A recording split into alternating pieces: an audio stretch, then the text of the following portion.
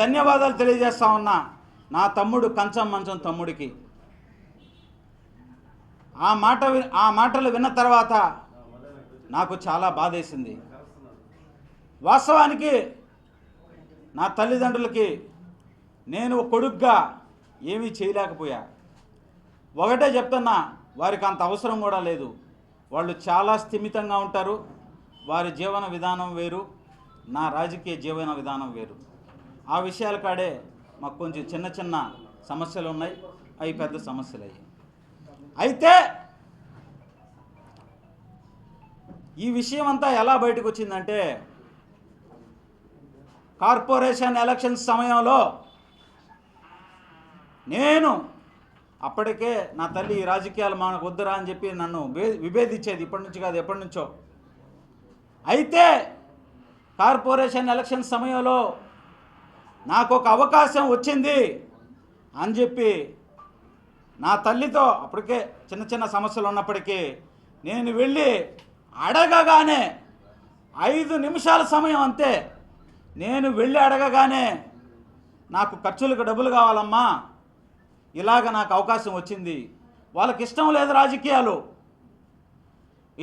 రాజకీయాలు, అయినా నాకు ఒక అవకాశం వచ్చిందమ్మా, మీరు నాకు అనగానే నేను సాయం చేయమని కూడా అడగగానే ఆనందంగా 10 లక్షల రూపాయలు ఎక్కడ తెచ్చిందో, ఎన్ని బాధలు పడిందో నాకు తెలియదు, తెచ్చి నా చేతిలో పెట్టింది. అది నా తల్లి ప్రేమ. ఆ 10 లక్షల రూపాయలు ఈ శ్రీధర్ రెడ్డి దాష్టికానికే తగలబెట్టా నేను. నా స్నేహితులు ఇచ్చారు ఇంకా కొంత, ఆ మొత్తం తెచ్చి శ్రీధర్ రెడ్డి దాష్టికానికే తగలబెట్టా. నేను యునానిమస్గా గెలిచా. ఆ డబ్బులు ఏమయ్యాయని అడుగుతా ఉన్నా. నా తల్లి ప్రేమతో ఇచ్చింది. ఏమి చేసి ఇచ్చిందో, అప్పులు తెచ్చి ఇచ్చిందో నాకు తెలియదు. అయితే తరువాత జరుగుతున్న క్రమంలో నేను మేయర్ అయిన తర్వాత యాడ్లకు అని చెప్పి రకరకాలుగా ఖర్చులకు అని చెప్పి నాకు చాలా డబ్బులు ఇచ్చింది. మళ్ళీ కూడా ఇచ్చిన తర్వాత కొద్ది రోజులు, దాదాపు ఒక సంవత్సర కాలం జరిగిన తర్వాత, అయ్యా అప్పుల వాళ్ళు అడుగుతా ఉన్నారు, ఏదన్నా ఉంటే ఇస్తే వాళ్ళకి ఇబ్బంది లేకుండా ఉంటుంది అని అడిగింది నన్ను. మెయిన్ సమస్య అప్పటి నుంచి మొదలైంది. నా చూస్తే ఈ రాక్షసుడి దగ్గర, కోటమిరెడ్డి శ్రీధర్ రెడ్డి దగ్గర గీత దాటితే మాట్లాడాలంటే ఆంక్షలు. నేను ఏమీ చేయలేని పరిస్థితి. అనేక సార్లు నా తల్లి నన్ను అడిగింది, ఇబ్బంది పడతా ఉన్నాను, నువ్వు ఇంకా దాని తర్వాత ఎట్లా జరుగుతుందో అందరికీ దాదాపుగా అవగాహన ఉంటుంది, ప్రతి ఒక్కరికి కూడా, నెల్లూరు నగర ప్రజలందరికీ కూడా. ఇంకా నన్ను బాగా ఒత్తిడి చేయడం జరిగింది ఆ విషయాన్ని. నా దగ్గర ఏం రూపాయి లేదు, స్నేహితులు ఇచ్చిన డబ్బులు, మా తల్లి నా మీద, నా బిడ్డ డెవలప్ అవుతాడు అని ఇష్టం లేకపోయినా రాజకీయాలు ఇచ్చినటువంటి డబ్బులతో ఈ దాష్టికానికి తగలబెట్టా. అయితే నేను అనుకుంటున్నా, నిన్న మీరు చేసిన పని నాకు మంచి జరుగుతుందని భావిస్తున్నా. రాత్రంతా ఆలోచించా. నా తల్లి ఈరోజు 10 లక్షలు కాదు, నేను బడికి పోతుంటే 30 సంవత్సరాల క్రితం విషయం చెప్తున్నా. నేను ప్రతిరోజు ₹1 ఇచ్చేది. ఆ విషయం గుర్తొచ్చింది నాకు రాత్రి. నాకు ఒకానొక సందర్భంలో చిన్నప్పుడు ₹200 బూట్లు, ఆ రోజుల్లో ₹200 అంటే ఎక్కువే, 30 సంవత్సరాల క్రితం తీసిచ్చి నా బిడ్డ ₹200 బూట్లు వేసుకున్నాడని మా పక్కనింట్లో వాళ్ళకి చెప్తా ఉంటే నన్ను చూసి ఆ కళ్ళల్లో ఆనందం రాత్రి గుర్తొచ్చింది నాకు. అది నా తల్లి ప్రేమ. సరే, అన్నీ జరిగాయి కదా, నేను తిట్టాను కదా, అయినా నేను జైల్లో ఉంటే నా తల్లి తండ్రి ఇద్దరు ఉదయం 7 గంటల నుంచి నన్ను చూడాలని పడిగాపులు కాశారు. అయినా ఆ రోజు నేను దుర్మార్గంగా వాళ్ళతో మాట్లాడలా. దానికి కారణం చెప్తా. మాట్లాడలా వాళ్ళతో. అది నా తల్లిదండ్రుల ప్రేమ. మా సామాన్య కుటుంబాల్లో ప్రేమ అటుంటుంది శ్రీధర్ రెడ్డి. మా సామాన్యుల కుటుంబాల్లో ప్రేమ అభిమానాలు అటుంటాయి అని చెప్తా ఉన్నా. ఈరోజు మీరు చేసింది మంచి పని. నేను ఇప్పటి వరకు అయితే నా తల్లిదండ్రులకి ఏమీ చేయలా. వాళ్ళకి అవసరం లేదు, వాళ్ళు స్థిమితంగా ఉన్నారు, ఇబ్బంది లేదు. కాకపోతే ఒక బిడ్డ ప్రేమ చూపిలా. నాకు అవకాశం వస్తే ఖచ్చితంగా దాన్ని చేస్తానని చెప్పి నేను ఈరోజు అందరికీ తెలియజేసుకుంటా ఉన్నా. ఇంకొకటి, నా సతీమణిని నేనేదో కొడతా అని చెప్పి మాట్లాడారు. నిజంగా ఈ ప్రెస్ మీటు అది కూడా వాస్తవం మీరు చెప్పినందుకు నాకు సంతోషంగా ఉంది. నా సతీమణి చూసింది, అడిగింది.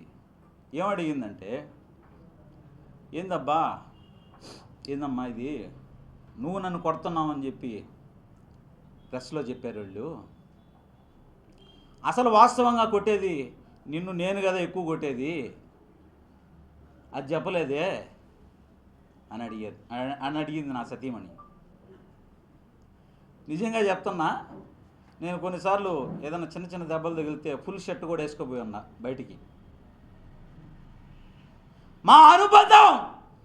మా బంధం అటువంటిది. దాన్ని హేళన చేసి మాట్లాడారు. మొన్న నాతో తిరిగే పిల్లోడు ఇబ్బంది జరిగితే 10:30 టైము రాత్రి నా సతీమణికి ఫోన్ చేశా.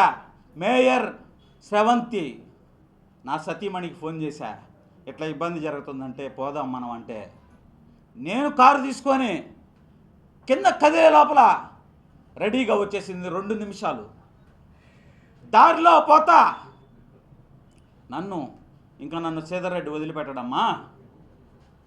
వదిలిపెట్టడమ్మా, చంపినా చంపేస్తాడు, ఇంత పగుందని నాకు తెలియలేదు, ఏదో వాట్సాప్లో పెడుతున్నాడు అని చెప్పా. నేను కూడా సిద్ధం, నీతో చావడానికి నేను కూడా సిద్ధం అని చెప్పింది నా సతీమణి నాకు. అది మా ప్రేమ, అది మా అభిమానం. దాన్ని హేళన చేసి మాట్లాడారు మీరు. కాలమే సమాధానం చెప్తుంది మీకు. నేను అడుగుతున్నా, నా మంచం తమ్ముణ్ణి 10 కోట్ల రూపాయలు వినాయకుడి పేరు చెప్పి లంబోదర సెంటర్లో దండిన డబ్బులు నీకేదో వస్తాయని ఆశపడి చివరకయ్యి ఎక్కడికి చేరాయో, లంబోదర సెంటర్లో కాదు, కుంభకోణం సెంటర్లో, కుంభకోణం కాఫీ టీ షాప్ సాక్ష్యం. నువ్వు అందరి దగ్గర మొత్తం డబ్బులు తీసుకొని నాకు చిల్లరిచ్చారన్నా ఈ రాక్షసులు అనా. 10 కోట్ల రూపాయలు వసూలు చేసి 2 కోట్లు ఖర్చు పెట్టి 8 కోట్ల రూపాయలు మిగిలితే మొత్తం తీసుకొని నాకు చిల్లరిచ్చారన్నా అని కుంభకోణం సెంటర్లో నువ్వు మాట్లాడిన మాటలు తెలుసా, గుర్తున్నాయా నీకు అని అడుగుతున్నా. నువ్వు క్వార్జీలో నిన్నేదో పెట్టుబడి పెట్టుకోమంటే వాళ్ళకి డబ్బులు కట్టావు, నువ్వు లారీల్లో సరికెక్కిచ్చావు. ఉన్న పళంగా ఫోన్ వచ్చింది. ఏంటంటే అసలు వాళ్ళ దగ్గర నుంచి ఇక్కడికి వచ్చేసింది అసలు విషయం, రావాల్సిన విషయం. నీకు ఫోన్ వచ్చింది, ఎక్కడ లారీలు అక్కడ వదిలేసి వచ్చేయమని చెప్పారా లేదా? నువ్వు ఆ విషయం కుంభకోణం టీ షాపు కాడ, మాగుంట లేఅవుట్ కుంభకోణం టీ షాపు కాడ రాజకీయ నాయకుల దగ్గర చెప్పి వాపోయావా లేదా? మంచం తమ్ముడు అని అడుగుతా ఉన్నా. నిన్న రాత్రి మీ కుటుంబం మొత్తం నేను పెట్టిన ప్రెస్ మీట్ చూసి సంతోషపడ్డారా లేదా? నవ్వుకున్నారా లేదా? సరైనోడు రాయుడు అనుకున్నారా లేదా తమ్ముడు? కంచం మంచం తమ్ముడు, చాలు ఇంకా నీ గురించి. ఇంకా పోతే పక్కన మా సేనన్న, వీళ్ళందరూ కూడా ఇష్టం వచ్చి ప్రెస్ మీట్ పెట్టలా. కంచం మంచం తమ్ముడు కానీ, మా సేనన్న కానీ, షాబీర్ బాయ్ కానీ, మా గిరిజన బిడ్డ కానీ. మా సేనన్న గురించి చెప్తా. అన్నా, 4 కోస్తానన్నావు. నేను ముందే చెప్పాను కదా, మీరు 4 కోస్తారు, కాళ్ళు ఎరగొడతారు, ప్రాణం కూడా తీస్తారన్నా. తెలిసేది అది తెలియని విషయమా? అది తెలియని విషయమా అంటున్నా. అందరికీ తెలిసినటువంటి విషయమే. నేను సిద్ధపడిపోయి ఉన్నామని చెప్పి మొన్న రాత్రి ఆడ చెప్పా. నా తమ్ముడు ఇంటికాడ, ఆడ బాధపడ్డా తమ్ముడు ఇంటికాడ. నిన్న విలేకరుల సమావేశంలో చెప్పా, మేము సిద్ధపడే దిగాము. ఎంతోమంది ఉదాహరణలు కూడా చెప్పా. సిద్ధం, 4 కొయ్యండి, కాళ్ళు విరగొట్టండి, చంపండి, సిద్ధపడే ఉన్నాం. నా సతీమణి కూడా సిద్ధపడి ఉంది అని అడుగుతున్నాను. ఇంకపోతే షాబీర్ ఖాన్ బాయ్ గురించి ఆల్రెడీ ఆయనే అంతకుముందు చెప్పున్నాడు. ఆయనకి ఎన్ని అన్యాయాలు జరిగాయో, ఆయన కడుపులో ఎంత ఉందో పాపం బయట పెట్టలేదు, అవకాశం రాలేదు. అప్పుడు ఆల్రెడీ చెప్పున్నాడు షాబీర్ బాయ్. ఇంక ఒత్తిళ్ళు ఎట్టుంటాయో ప్రెస్ మీట్ పెట్టాడు, దానికేం ఇబ్బంది లేదు. ఇంకపోతే నా గిరిజన బిడ్డ చేత మాట్లాడిచ్చారు. నేను మాట్లాడమని నా గిరిజన బిడ్డని ప్రోత్సహిస్తూ ఉన్నా. ఎందుకంటే రాజరాజేశ్వరి గుడిలో తన సభ్యురాలు ఏ రోజు విలేకరుల సమావేశం పెట్టలేదే, అవకాశం రాలేదే. నా వల్ల నా గిరిజన బిడ్డకు మాట్లాడే అవకాశం వచ్చింది. ఒక నాయకురాలుగా నువ్వు తయారవు తల్లి, నువ్వు ఒక నాయకురాలుగా తయారవ్వాలని చెప్పి నేను మనస్ఫూర్తిగా నా గిరిజన బిడ్డని స్వాగతిస్తూ ఉన్నా. తనకి మనసులో తెలుసు మా మీద ఉన్నటువంటి అభిమానం, ఇబ్బంది లేదు. అయితే అసలు విషయానికి వస్తా. నేను కోటంరెడ్డి శ్రీధర్ రెడ్డి గారిని అడుగుతా ఉన్నా. మీరు మొన్న ఎన్నికల ఎలక్షన్ అయిపోయిన తర్వాత ప్రెస్ మీట్ పెట్టారు. నా కుటుంబం గురించి ఎన్నో మాట్లాడారు, అన్నీ మాట్లాడారు, ఇన్ని మాట్లాడారు, ఎవరెవరో మాట్లాడారని చెప్పి విలేకరుల సమావేశంలో చెప్పారా లేదా? శ్రీధర్ రెడ్డి చెప్పారా లేదా? ఆ విజ్ఞత మీకుంటే కుటుంబం గురించి ఎవరు మాట్లాడకూడదని విజ్ఞత మీకుంటే ఈరోజు మీరు ఎలా మాట్లాడిచ్చారు అని అడుగుతా ఉన్నా. నేను మాట్లాడమంటారా? మీ గురించి, మీ సోదరుడు గిరిధర్ రెడ్డి గురించి, మీ గురించే మాట్లాడాలా. మా అక్క శ్రీధర్ రెడ్డి గారి సతీమణి కానీ, వాళ్ళ బిడ్డలు కానీ, గిరిధర్ రెడ్డి గారి సతీమణి కానీ, వాళ్ళ బిడ్డలు కానీ మంచివాళ్ళు.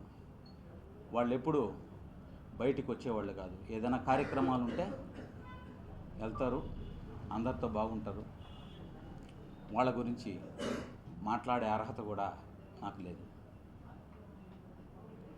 నీ దాష్టికం గురించే నా పోరాటం, నీ దాష్టికం గురించే మాట్లాడతా. కానీ అవి ఇంకా ఉన్నాయి. బెంగళూరులో నువ్వు పరిగెత్తింది కారులో, అన్ని విషయాలు వివరంగా చెప్తా. ఈ సందర్భంగా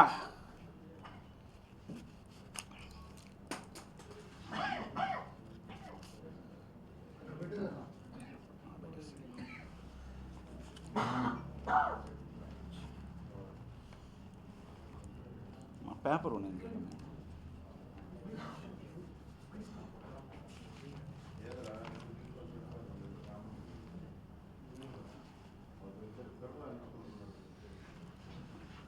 అయితే శ్రీధర్ రెడ్డి గారు మేమేదో అవినీతి చేశాం, దోచుకున్నాం అని మాట్లాడుతూ ఉన్నారు. నేను ఈరోజు శ్రీధర్ రెడ్డి గారిని అడుగుతా ఉన్నా, మా తాత మంత్రి కాదు, మా నాయన ఎమ్మెల్యే కాదు, మా ముత్తాత జమీందారు కాదు, నేను అపర కోటీశ్వరుని కాదు అన్నావు. నాకేం వ్యాపారాలు లేవన్నావు. ఈ మధ్య చెప్పేవాళ్ళే వ్యాపారాలు, ఆ వ్యాపారాల గురించి కూడా చెప్తా. మొదట్లో మాట ఇది. నీకు మాగుంట లేఅవుట్లో 20 కోట్ల రూపాయల విలువ చేసే ఇల్లు 5 సంవత్సరాల్లో ఎట్టొచ్చింది? బెంగళూరులో 100 కోట్ల రూపాయలు విలువ చేసే షాపింగ్ కాంప్లెక్స్ ఎట్లా వచ్చింది? హైదరాబాదులో 30 కోట్ల రూపాయలు విలువ చేసే విల్లా ఎలా వచ్చింది? ఈ మధ్య చెప్పావు,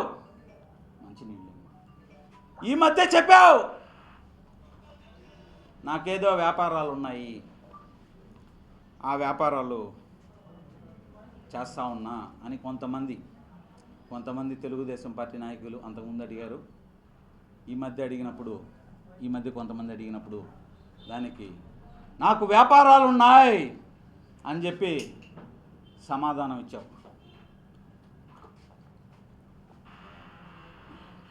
నీకుండే వ్యాపారాలు ఏందో చెప్పేదా?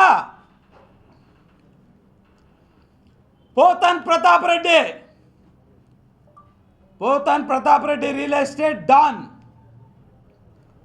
ఆయన వెంచర్ వేస్తాడు. వెంచర్ వేసి ఎక్కడైతే ప్రభుత్వ భూములు ఉన్నాయో అక్కడ డాట్ పెడతాడు. దాని చుట్టుపక్కల ఆ డాట్ పెట్టిన కాడ ఒక 20 ఎకరాలు ఎవరిదో ఒకరిది కొంటారు. దాని చుట్టుపక్కల ఎన్నో ఎకరాలు భూములు ఉంటాయి. ఆ భూములు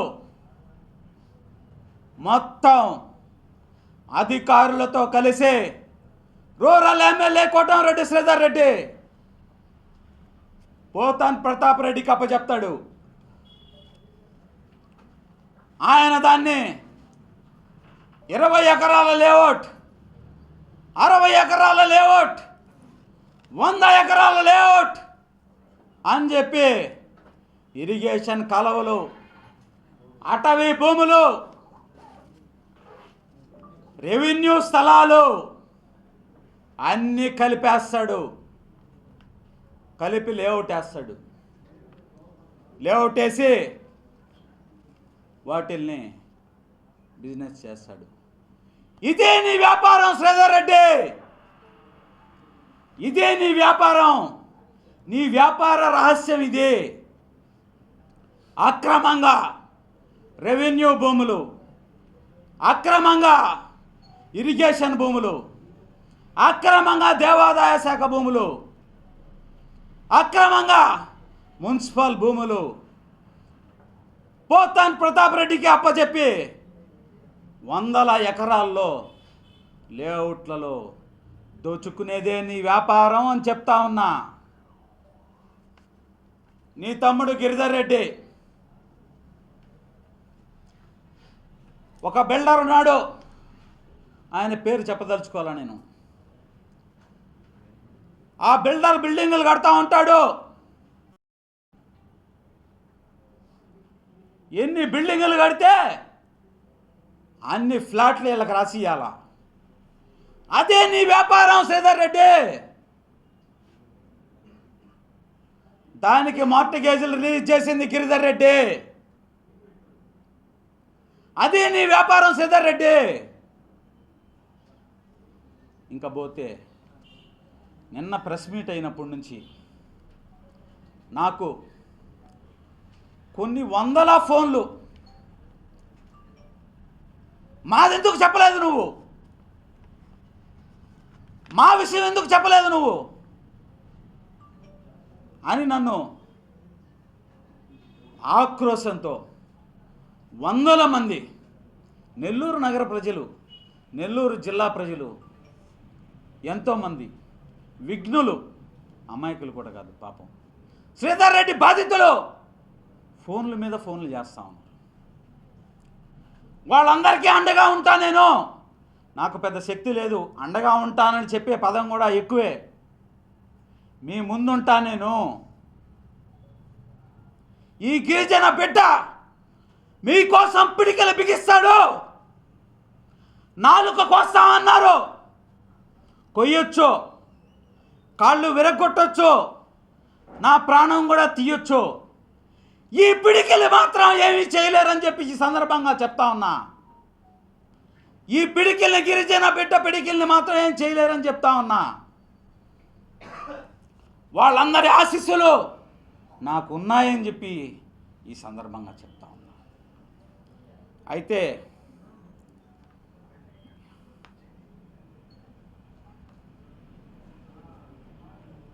ఈ సందర్భంగా ఇంకొక విషయం చెప్తాను. మాకేదో భిక్ష పెట్టారు, రాజకీయ భిక్ష పెట్టారు అని మాట్లాడారు. వాస్తవం, నేను ఎక్కడా ఎప్పుడూ కాదనలా. ఎందుకు పెట్టారు? కోట్ల రూపాయలు ఎవరో బ్యాగులు ఎత్తుకొస్తే వాళ్ళందరినీ కాదని నాకు పెట్టారు, నాకు ఇచ్చారు. వాస్తవం. ఎందుకు ఇచ్చారు? వాళ్ళకిస్తే మనం సంతకం మన దగ్గర పెట్టరు. ఈ సంతకం ఎందుకని అడుగుతారు. ఈ సంతకం నేను పెట్టనంటారు. వీడైతే మన కాళ్ళ దగ్గర పడి ఉంటారు. వాస్తవం కాదా అని అడుగుతా ఉన్నా. నీ కుటుంబ విషయాలు మాట్లాడకూడదు అని మాట్లాడావు. ప్రెస్ మీట్ పెట్టినప్పుడు నా కుటుంబ విషయాలు మాట్లాడావు. ఈ గిరిజన బిడ్డని నా తల్లి క్రమశిక్షణతో పెంచింది. నీ దగ్గరికి నా తల్లి వచ్చింది. ఎందుకు వచ్చింది? ఆ రికార్డ్ ఎట్టొచ్చింది నీకు? నా బిడ్డ ఏదో నా మాట వినటం లేదయ్యా, నువ్వు పెద్ద మనిషివి, నువ్వు పెద్ద మనిషివి, నీ దగ్గర ఉన్నాడు ఆ పిల్లోడు, ఏదో నచ్చ చెప్పయ్యా అని చెప్పి నా పిచ్చి తల్లి తనకు తెలియదు నీ రాజకీయ కుట్రలు తనకు తెలియదు.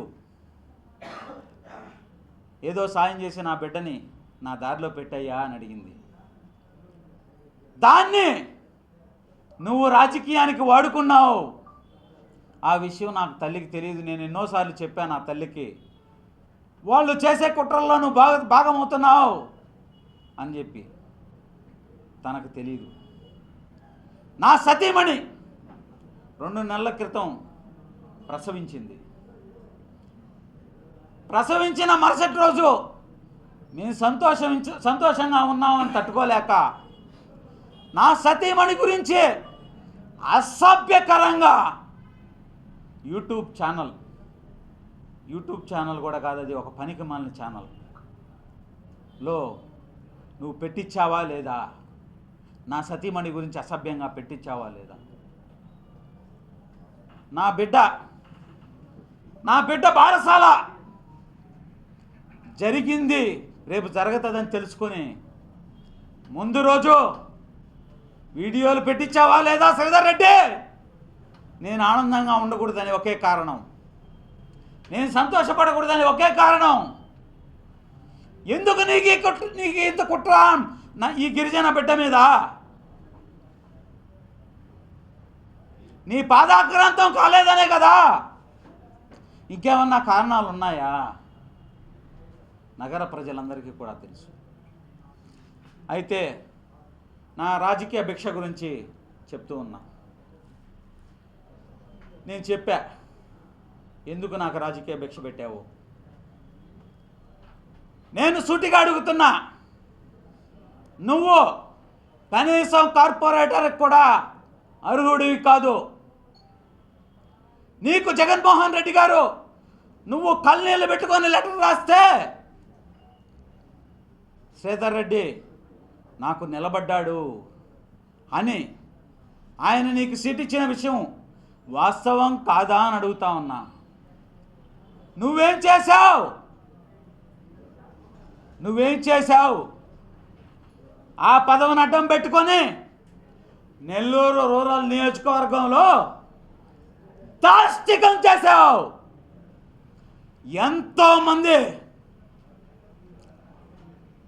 జీవితాల్ని నువ్వు నీ తమ్ముడు బలిగొన్నారని చెప్పి ఈ సందర్భంగా చెప్తా ఉన్నా.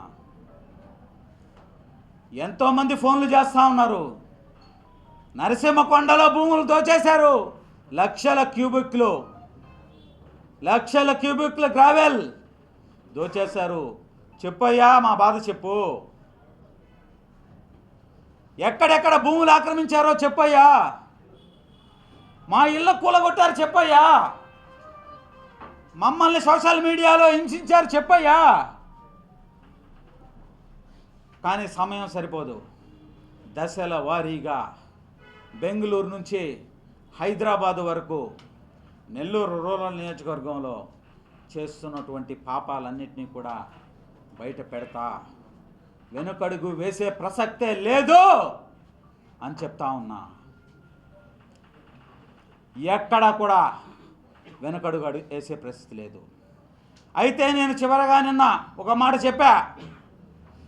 అవిలాల శ్రీకాంత్ ఒక పొరపాటు చేస్తే ఎన్నో పొరపాట్లు చేయించింది శ్రీధర్ రెడ్డి. అరుణ గారు మాలో సగం శ్రీధర్ రెడ్డి, మాకు అండా శ్రీధర్ రెడ్డి అని చెప్పారు. ఎంతోమందిని విచారించారు. ఈ ప్రభుత్వం విచారించింది. శ్రీధర్ రెడ్డిని ఎందుకు విచారించలేదు ఆ కేసులో అని అడుగుతా ఉన్నా.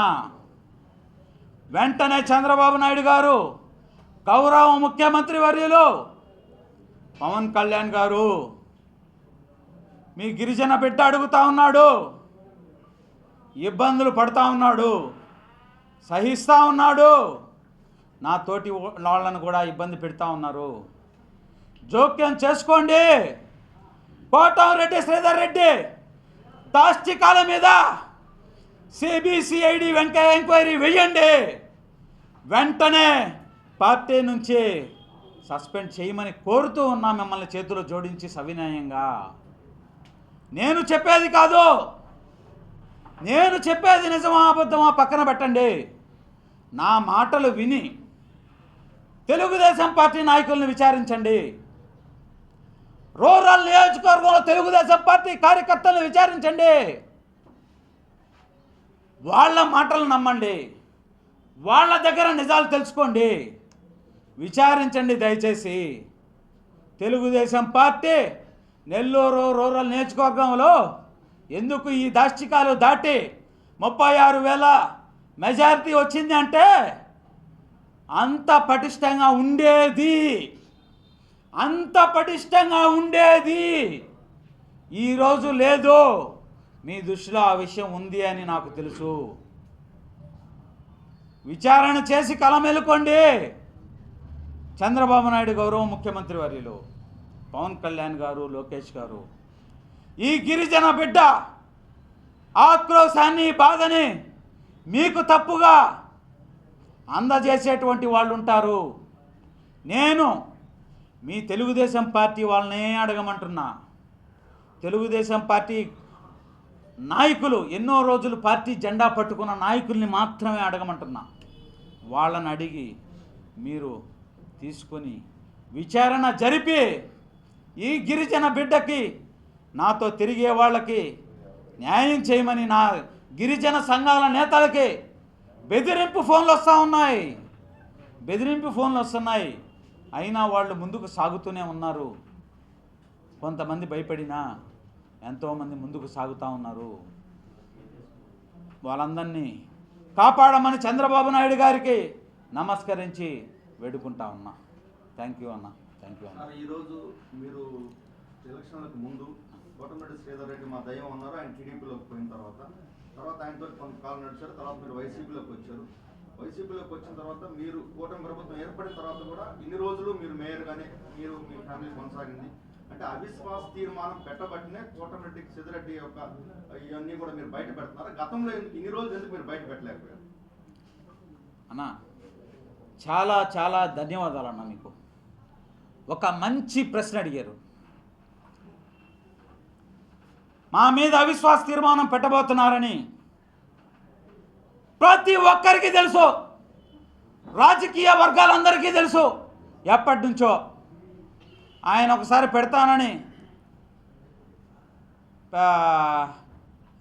ఛానల్లో పెట్టిస్తాడు, ఒకసారి పెట్టమంటాడు. పెడతారని నాకు 2 నెలల క్రితమే తెలుసన్నా, పెడతారని ఎప్పుడో తెలుసు నాకు. దాని తర్వాత కూడా ఎన్నోసార్లు పెట్టించాడు. నేను ఎక్కడా ఎందుకు స్పందించలేదు అంటే, నా మీద, నా భార్య, నా సతీమణి నెల్లూరు నగర మేయర్ మీద అసభ్యకరంగా పెట్టించాడు. అయినా బాధపడ్డాం. కొంతమందికి చెప్పుకున్న బాధ, కొంతమందికి చెప్పుకోవాలా. నేను ఈరోజు ఎందుకు బయటకు వచ్చాను? ఇంకొక ముఖ్య విషయం, 4 రోజుల క్రితమే నేను నిన్న ప్రెస్ మీట్ పెట్టా. 4 రోజుల క్రితమే కార్పొరేటర్లు అందరూ కలెక్టర్ జేసీ గారికి రిప్రజెంటేషన్ చేశారా లేదా అన్న? ఆ రోజు పెట్టానా? పెట్లా. తర్వాత రోజు పెట్టానా? పెట్లా. తర్వాత రోజు పెట్టానా? పెట్లా. వాళ్ళు రిప్రజెంటేషన్ ఇచ్చి 4 రోజులు, అంతకు ముందే కార్పొరేటర్లతో మాట్లాడున్నారు, సమావేశాలు పెట్టుకొని ఉన్నారు. ఎవరు మేయర్గా చేయాలో అని చెప్పి ఇంటింటికి తిరిగిస్తున్నారు. అది ఎప్పటి నుంచో జరుగుతూ ఉందన్న, నేను ఎక్కడా పెట్టలేదే. ఆ రోజు మొన్న రాత్రి అమాయకుడు, మీ అందరికీ సుపరిచితుడు, నా దగ్గరికి వచ్చే వాళ్ళందరికీ సుపరిచితుడు, షేక్ సిరాజ్ ఇంటి మీద పోలీసులు పంపించారని చెప్పి నాకు ఫోన్ చేశారు. 20 మంది 15 మంది పోలీసులు వచ్చారని చెప్పి నాకు ఫోన్ చేశారు వాళ్ళ ఇంట్లో నుంచి. సరే అని చెప్పా.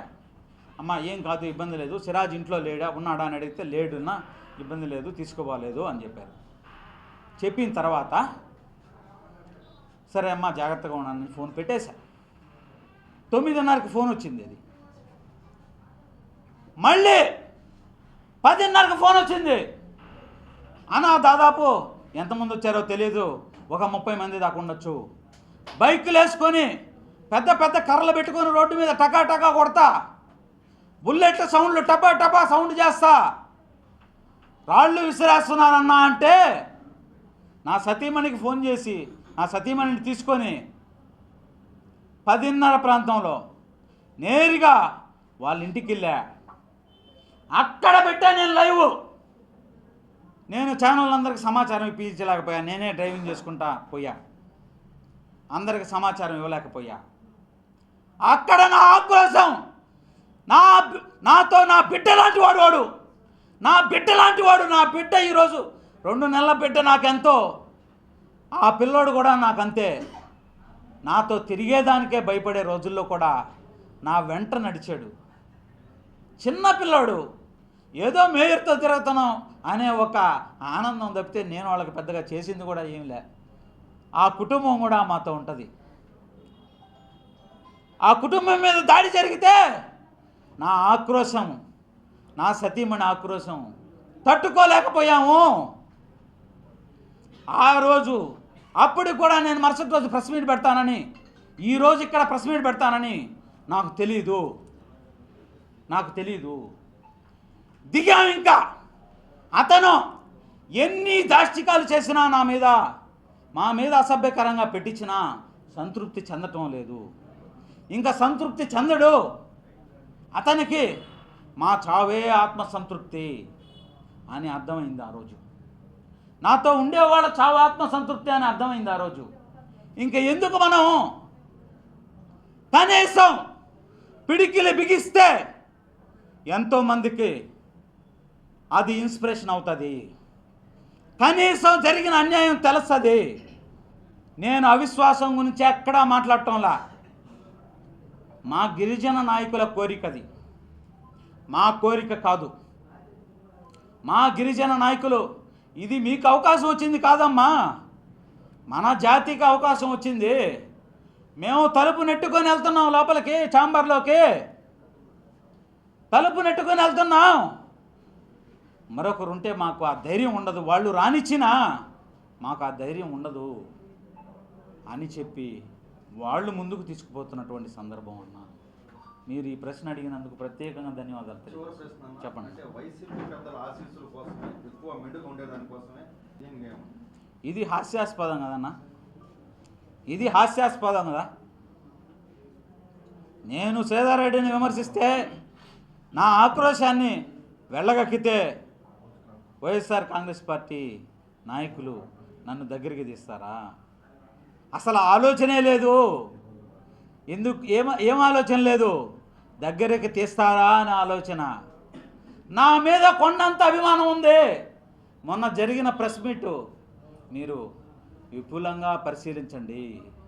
వాళ్ళ మనసుల్లో అభిమానం ఉంది, వాళ్ళ మనసుల్లో అభిమానం ఉంది. కానీ పార్టీ అనేది సిద్ధాంతాలకు లోబడి ఉంటుంది. ఒకరు మేము పోయి చేరతామనగానే రండి అని చెప్పి కూర్చోరు. ఎవరున్నా మామూలు కార్యకర్తలు చేరతారంటే చేర్పించేసుకుంటారు, వెంటనే కండువా వేస్తారు. నగర మేయర్ మేము రాజీనామా చేసామని చెప్పి ప్రకటించాం. నగర మేయర్ నీ పార్టీలో చేర్చుకోవాలంటే ఎంత డిస్కషన్ ఉంటుంది, ఎంతమందితో మాట్లాడాలా? అధిష్టానంతో మాట్లాడాలి, జగన్మోహన్ రెడ్డి గారితో మాట్లాడాలా, జగన్మోహన్ రెడ్డి గారు గ్రీన్ సిగ్నల్ ఇవ్వాలా. వారి అపాయింట్మెంట్స్ ఎన్ని విషయాలు ఉంటాయి మీకు తెలియని కాదన్నా. ఏమన్నా దానికోసం అయితే ఈ ప్రెస్ మీట్లు కాదు అని చెప్పి సందర్భంగా చెప్తాను.